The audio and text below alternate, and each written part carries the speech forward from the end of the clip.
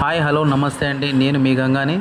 మీరు చూస్తున్న ఈ ప్లేస్ ఎక్కడో కాదండి, తెలంగాణలోనే అతిపెద్ద జాతర మేడారం సమ్మక్క సారలమ్మ జాతర. ఇక్కడ ప్రతి 2 సంవత్సరాలకు ఒకసారి సమ్మక్క సారలమ్మ జాతర జరుగుతుంది. ఎంతో వైభవంగా జరిగే ఈ జాతరకి ఎక్కడెక్కడి నుంచో ప్రజలు తమ మొక్కుబడులు చెల్లించుకోవడానికి ఇక్కడికి వస్తుంటారు. ప్రసాదంగా బంగారం అంటే బెల్లాన్ని ఇక్కడ కొంగు బంగారంగా పిలుస్తారు. అమ్మవారికి నైవేద్యంగా పెడతారండి.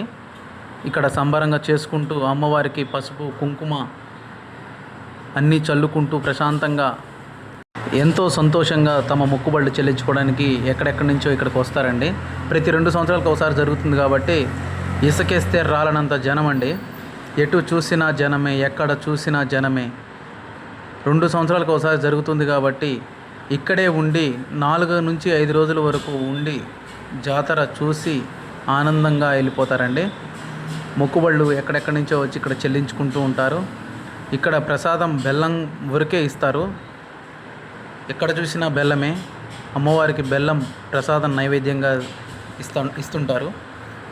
నేను చూసిన జాతరల్లో ఇదొక జాతర. ఎంతో ప్రసిద్ధమైన జాతర కాబట్టి ఇక్కడికి రావడం జరిగింది. నా అదృష్టంగా భావిస్తున్నాను. ఎంతో సంతోషంగా ఉందండి ఇక్కడికి రావడం.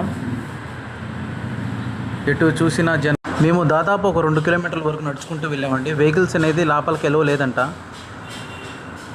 2 కిలోమీటర్స్ కూడా నడుచుకుంటూ వెళ్ళిపోయాము. కారు ఒక చోట పార్క్ చేసాము.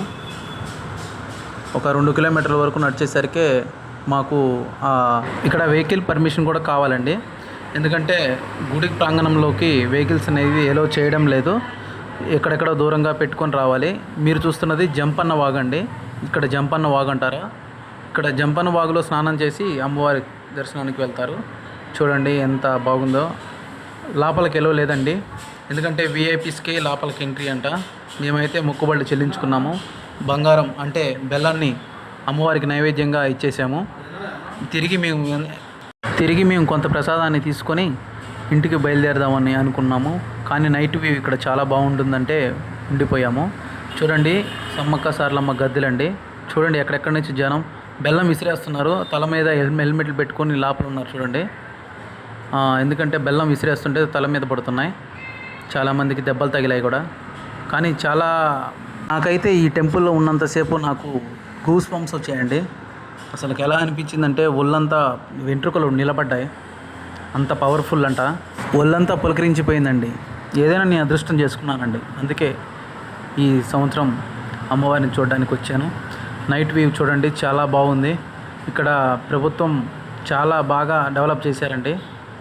సూపర్గా ఉందండి. అయితే మీకు నచ్చినట్టయితే ఈ వీడియో లైక్ చేసి షేర్ చేసి కామెంట్ చేయండి. సబ్స్క్రైబ్ చేసుకోండి ప్లీజ్.